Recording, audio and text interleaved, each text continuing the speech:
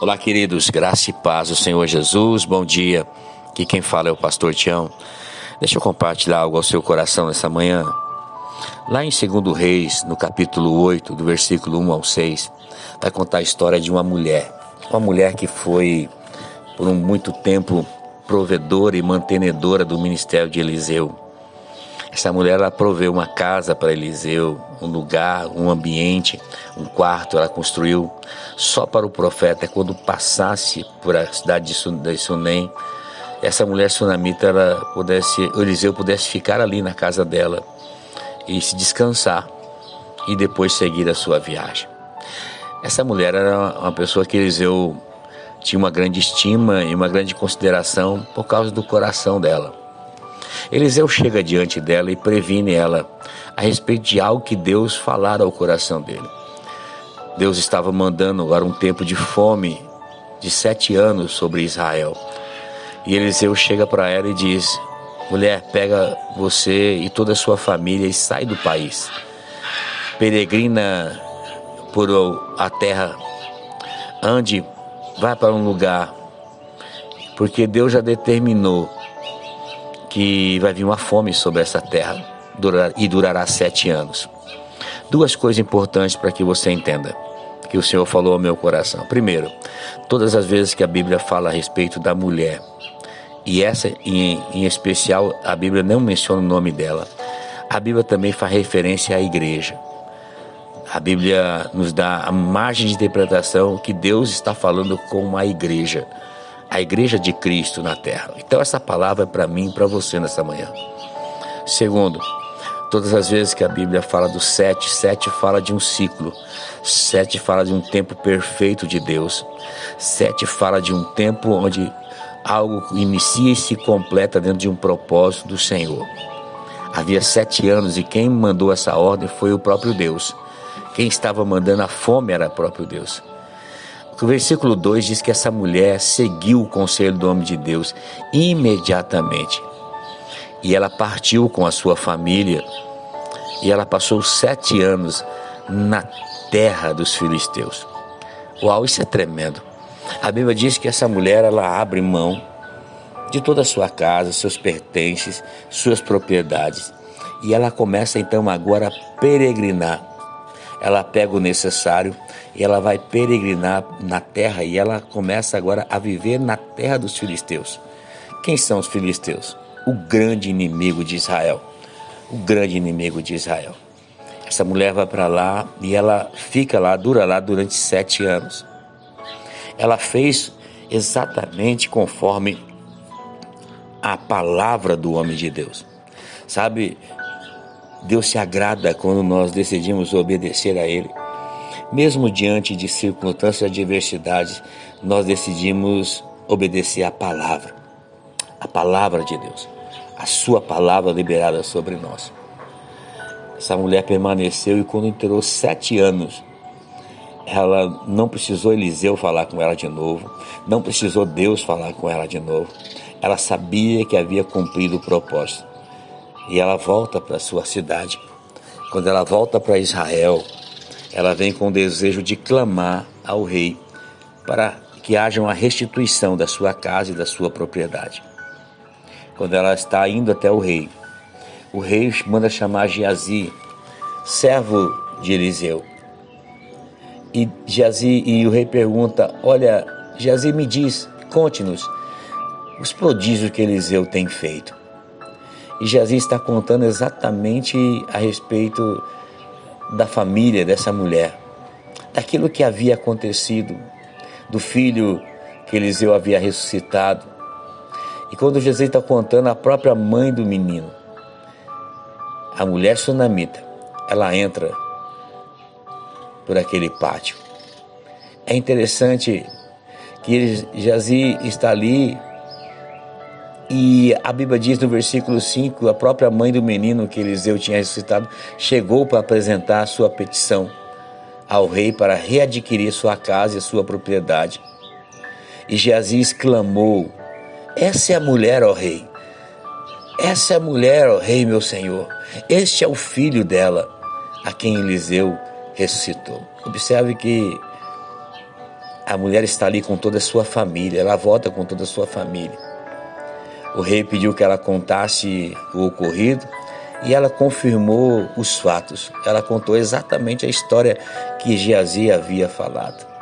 Então o rei manda chamar o eunuco para cuidar do caso dela e lhe ordenou: devolva tudo o que lhe pertencia, inclusive toda a renda das colheitas, desde que ela saiu do país até hoje. Uau! Essa passagem eu creio que é conhecida de alguns irmãos, mas ela fala muito ao meu coração e ela saltou no meu espírito. Eu ia ministrar outra palavra, mas Deus incomodou para que eu trouxesse essa palavra ao seu coração. Irmãos, nós estamos vivendo um tempo que Deus é Deus de ciclos, Deus é Deus de estações, Deus é Deus de tempos, e de tempos em tempos Deus ele se manifesta. A sua glória é sobre nós. Nós estamos fechando um ciclo, nós estamos terminando um ciclo de um tempo difícil, Sabe, mas permanecer na palavra nesse tempo difícil é algo de suma importância. 7 fala de um ciclo que começou e se iniciou na vida dessa mulher. Eu não sei se você está no final de um ciclo, de um trajeto, se você está começando um ciclo, ou se você está no meio de um ciclo que Deus começou na sua vida. Eu não sei se o tempo é de luta, de adversidade, mas entenda algo.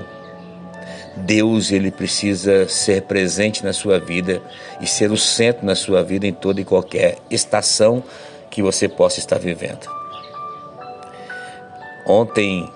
Anteontem, aliás, começou-se a primavera, né? Uma nova estação, um novo tempo. O ambiente muda, as coisas mudam.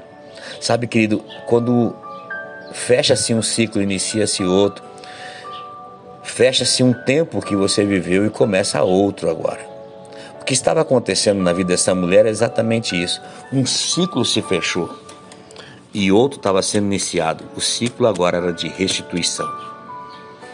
Eu creio, irmãos, que esse é um tempo que Deus está nos levando para um novo ambiente, para um novo ciclo.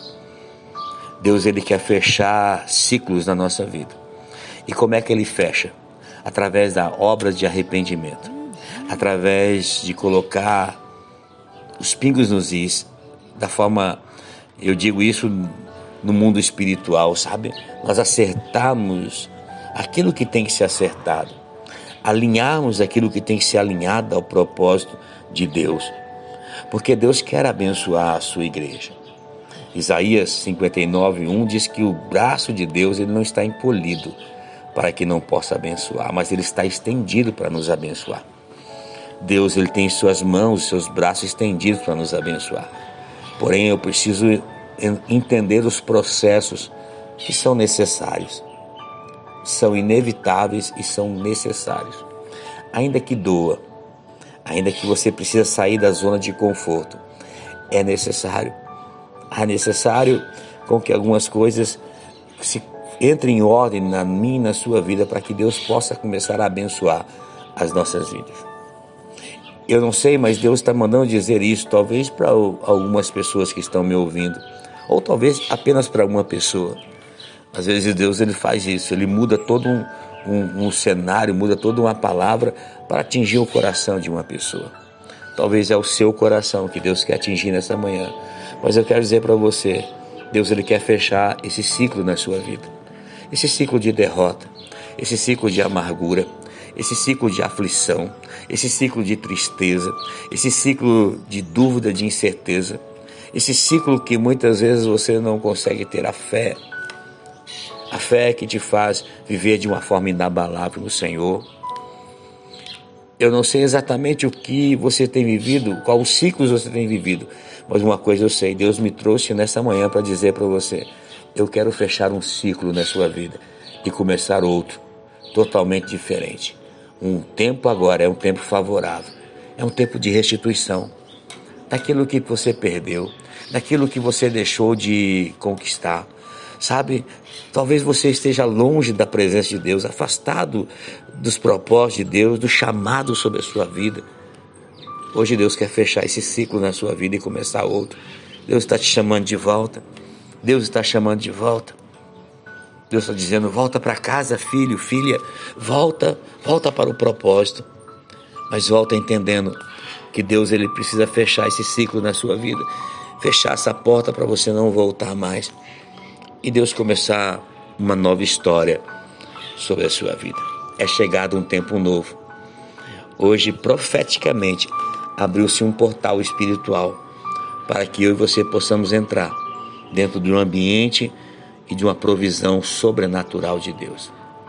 A sua história já está sendo contada para o rei. Ei, escute isso.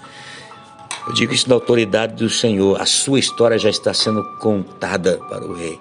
Mas você precisa voltar. Você precisa voltar para o centro da vontade do Senhor. Portanto, volta. Volta. Por favor, volta. Porque o que Deus vai fazer com você nesse tempo é um tempo de restituição. É um tempo de bênção que o Senhor preparou para você. Amém, queridos? Que você receba essa palavra ao seu coração. Não foi nada preparado, mas o Espírito Santo me impulsionou no de repente dele para trazer essa mensagem ao seu coração. Que o Senhor abençoe a sua sexta-feira, o seu final de semana. Que o Senhor te abençoe e te guarde.